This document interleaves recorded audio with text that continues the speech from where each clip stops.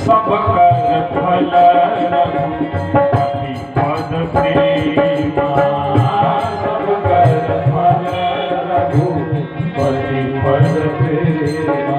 सारे कर्मों का फल क्या है? योगी बनो, जति बनो, तपस्वी बनो, ध्यानी बनो, विद्वान बनो, योग करो, साधना करो, आहार विहार प्रत्याहार नियम उपासना याम जो भी करना है करो, ये सब साधन है, साध्य नहीं है भैया। और साधन की जरूरत साध्य तक पहुंचने के लिए होती है, और साध्य पहुंचने के बाद साधन छूट जाता है। साध्य तक पहुंचने के बाद साधन छूट जाता है, और अगर साधन को ही पकड़े रहे तो साध्य छूट जाता है। जैसे आप बस से गाजीपुर से बैठ के यहाँ आए, और यहाँ आने के बाद अगर बस से उतरे नहीं, बस पे ही बैठे रहे तो बस तो जाएगी ना। इसलिए सब कर फल रघुपति पद प्रेमा, सब कर फल रघुपति पद प्रेमा।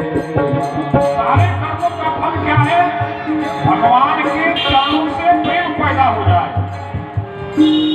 भगवान के चरणों से प्रेम पैदा हो जाए, ये सारे कर्मों का फल है। अच्छा ही बताइए, पेड़ पर फल कब लगता है? पेड़ पर फल कब लगता है? जब फूल खत्म हो जाता है। पहले फूल लगता है कि पहले फल लगता है? फूल लगता है, और फल के आने के बाद फूल नहीं रहता। तो भगवान को प्राप्त करने के बाद, भगवान का बनने के बाद जीव सहज हो ही जाता है, उसके अंदर भगवान के गुण आ जाते हैं, उदारता भगवान के समान हो जाती है, सौम्यता भगवान के समान हो जाती है, शीतलता भगवान के समान हो जाती है। इसलिए सब कर फल रघुपति पद प्रेमा,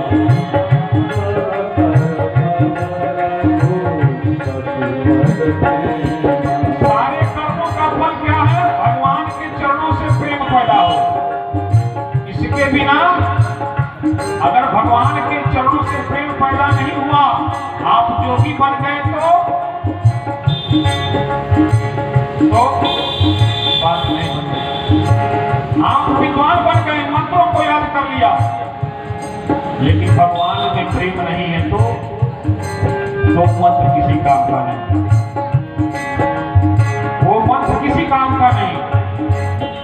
आप खुद बुद्धिमान हो गए, लेकिन जो बुद्धि आपको भगवान से दूर ले जाए वो बुद्धि किसी काम की नहीं।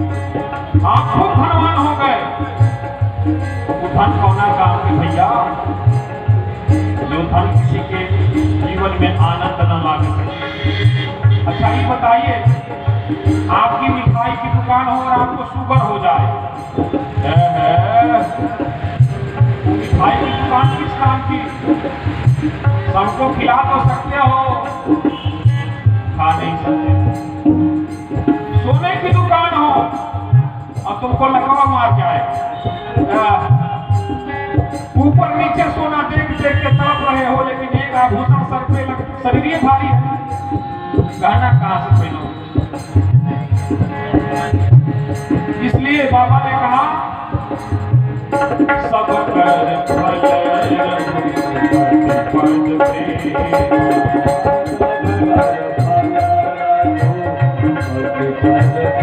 प्रेमा, सब कर फल रघुपति पद प्रेमा। सारे कर्मों का फल, सब कर फल रघुपति पद प्रेमा।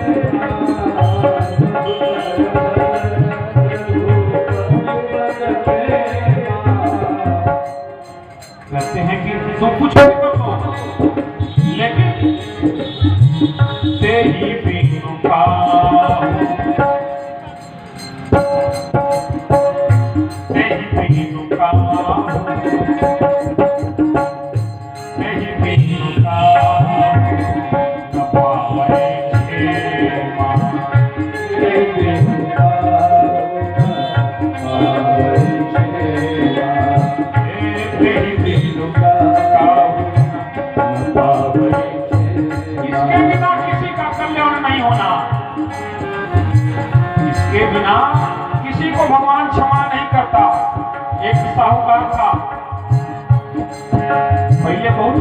काटा था,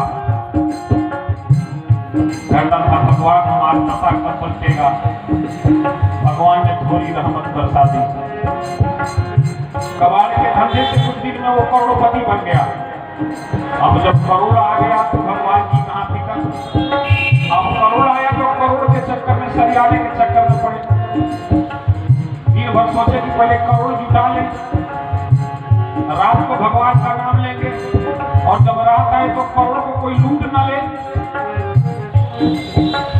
दिन में करोड़ बटोरने के चक्कर में नहीं सोए और रात को करोड़ बचाने के चक्कर में नहीं सोए। नींद गई आंखों से, चैन गया आंखों से। सब कर पद पद प्रेमा, सब कर फल रघुपति पद प्रेमा। देखिए, आपकी संपत्ति लूटी जा सकती है, क्योंकि आपकी संपत्ति बैंक में रखी जाती है, तिजोरी में रखी जाती है। लेकिन हमारे जीते जी हमारी संपत्ति कोई नहीं लूट सकता। ये अलग बात है कि हम लुटाएं तो अलग बात है। हम लुटाएं तो राम नाम के हीरे मोती मैं बिखराऊं गली गली। ले लो रे कोई राम का प्याला, मैं बिखराऊं गली गली।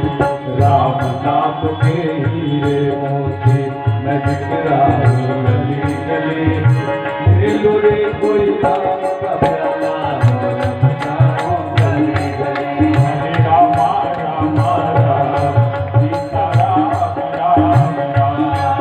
हरे राम राम राम सीता राम राम राम। हरे राम राम राम सीता राम राम राम।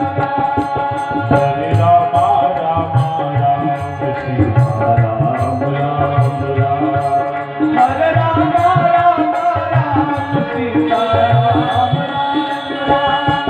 अब न दिन को नींद है, न दिन को नींद है, न रात को नींद है। नींद गई, करोड़ आया,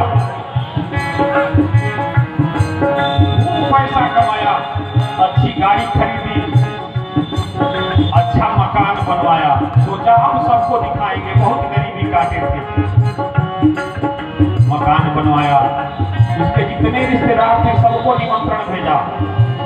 कहा गरीबी में आते थे तो लोग कहते थे एक घर नहीं बनवाए, झोपड़ी में रहते हो। आज घर बनवा लिए, अब कहेंगे कि आओ भैया देखो झोपड़ी नहीं है, महल है। सारे रिश्तेदारों को बुलवाया अपना महल दिखाने के लिए। नगर के सबसे अच्छे हलवाई को बुलाया भोजन बनाने के लिए। सारे रिश्तेदार छक के खाए, कहे हाँ भैया बहुत बढ़िया पकवान बनवाया, गजब घर बनाया।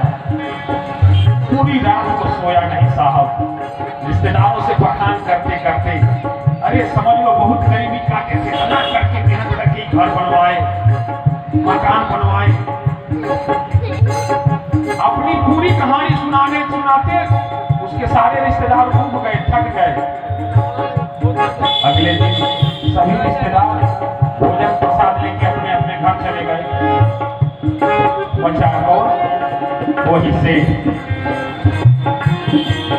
अब अच्छा घर बनवाया है तो उसकी साफ सफाई भी तो करनी पड़ेगी।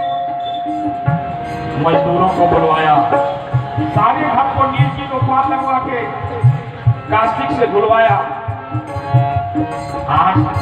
आज वो पहली रात है साहब, जब वो अपने लिए जो रूम बनवाया था उसमें गया।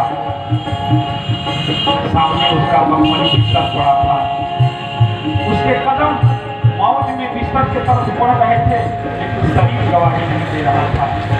रिश्तेदारों की आओ भगत करने में, रिश्तेदारों की अपनी शान बताने में, रिश्तेदारों को यो दिखाने में कि हमने कितना मेहनत करके ये आशियाना खड़ा किया। कमर जवाब दे रही थी, शरीर जवाब दे रहा था। बिस्तर पर जाते ही लड़खड़ा के गिरा और प्राण पखेरु उड़ गए। बिस्तर पर गिरते ही प्राण निकल के सामने खड़ा हो गया। कहा भैया तू अपना घर संभाल, क्योंकि अपना घर बनाने के चक्कर में तूने हमारा घर बिगाड़ दिया। तू तुम रहते हो ईंटे पत्थर वाले घर में और हम रहते हैं इस शरीर में। तुम्हारा घर तो चकाचक हो गया, लेकिन हमारे घर में शुगर आ गया, हाई ब्लड प्रेशर आ गया, लकवा आ गया। तो ऐसे पुराने खंडहर में कौन रहना चाहता है? तूने मंडई को, तूने झोपड़ी को महल बनाया, तो हम भी इस झोपड़ी को छोड़, अभी झोपड़ी हो गई है, अब हम भी इस झोपड़ी को छोड़ के महल में जा रहे हैं। सेठ हाथ जोड़ता रह गया और आत्मा निकल के दूसरे शरीर की तरफ आगे बढ़ गई। इसलिए बिना समय गंवाए तो क्या सब कर फल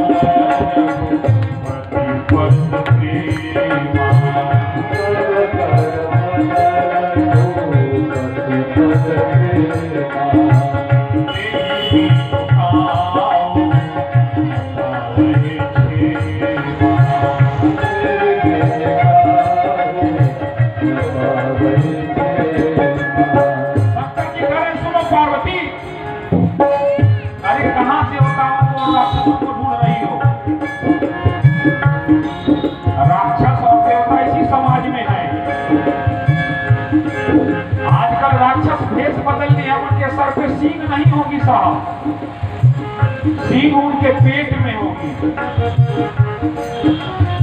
आज समाज में जो राक्षस है, सींग उनके सिर पे नहीं है। इसलिए शंकर जी ने कहा, मां नहीं बात, पिता नहीं देवा।